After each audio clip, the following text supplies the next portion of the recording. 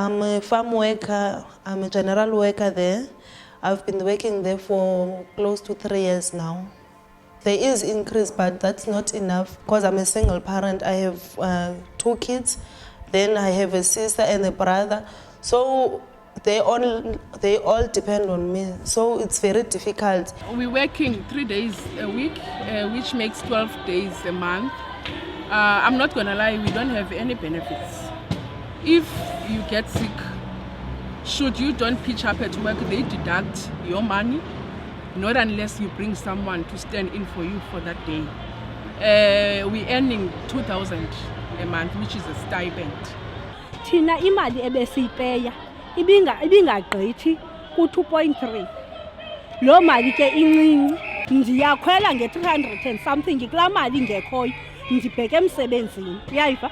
So ayoneli kwanto, unabantwana, funeka ubhatele umbane, funeka singabanye siyarenta, ayoneli qha ke bekungafani nentoba kungabikho nto. I-domestic workers, most of them, they are single parents. Abakwazi uba bafundisa abantwana. Ewe ingenile isenti uba mabathenge ukutya ushoti. Banabantwana funeka bebheke esikolweni. Mhlawumbi abanye bakhwela i-public transport ngoba ibhasi intoni. Ndixelele ke ngoku xa mna ndipeya i-3,000 okanye 2,000 enento, ndenza ntoni as a domestic worker ngoba kaloku kufuneka kuphume imali yam yophangela. Ndinabantwana ababini, kufuneka kuphume imali yabantwana yokuya esikolweni, kufuneka abantwana betyile, kufuneka ndibhatele umbane. Well, as a commission, we inherited a multi-tier national minimum wage. So there's a national minimum wage which was pegged at 20 Rand an hour, or about 3.5 a month. But then domestic workers and farm workers were set at levels just below that. So domestic workers started at 75% of that value, and farm workers at 90% of that 3.5. My working conditions are very difficult because we are sebenza from 9 to 10 hours, especially on seasons. You can also work more than 12 hours because they are overtime during the seasonal work. There are no benefits at all. You only go and work and then they pay you the money.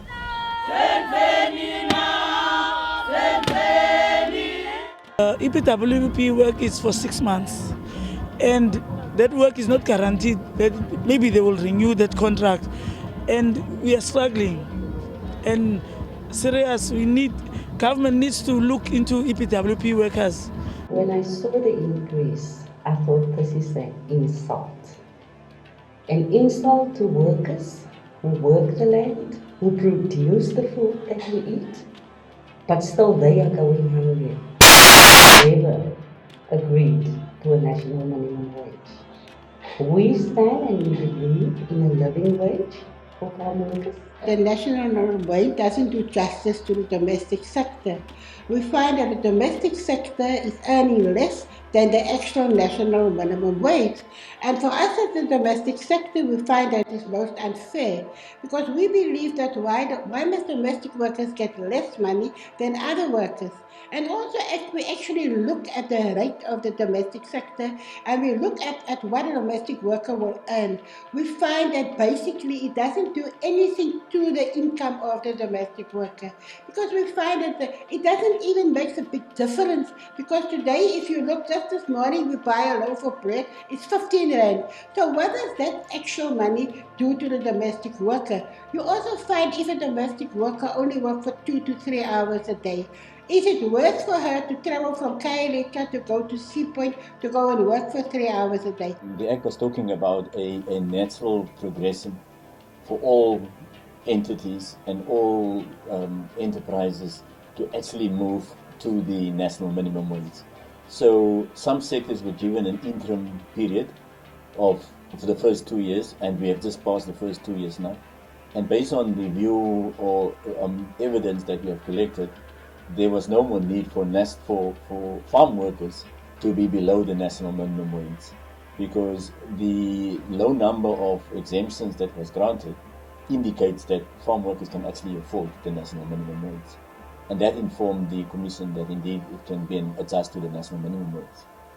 We've come up with a few recommendations on how to make it a reality for farm workers, and one of the focuses would be wealth tax, to tax the rich, and the tax laws that has to change to get that, and then also the issue around land. As you know, we're part of the campaign of 1 hectare, 1 woman. So those are the possibilities. We're going to finalize the research soon, and then we'll launch the living wage campaign, as I've said, in August. A domestic worker at the Platypus sent me a message. She said, I want you to look. The inspector is now visiting our home, but he's having tea with my employer in the lounge, and he's sitting there chatting with my employer. And here I'm waiting for him to come and talk to me because you sent a complaint about me. And he said bye-bye and he left it. Well, there's a code of ethics of a labour inspector. And I must say, people come up with the allegation, and we've had evidence given to us for 1 or 2 cases, and we've dealt with the inspector. And it's sad that 1 or 2 people can tarnish the reputation of such a reputable organization that fights for the right of workers, and yet you find a worker being a labour inspector then contravene the very same laws that we have in dealing with corrupt activities like having tea, writing a report, and not having a substantive report, because an inspection by its very definition means you need to get both sides.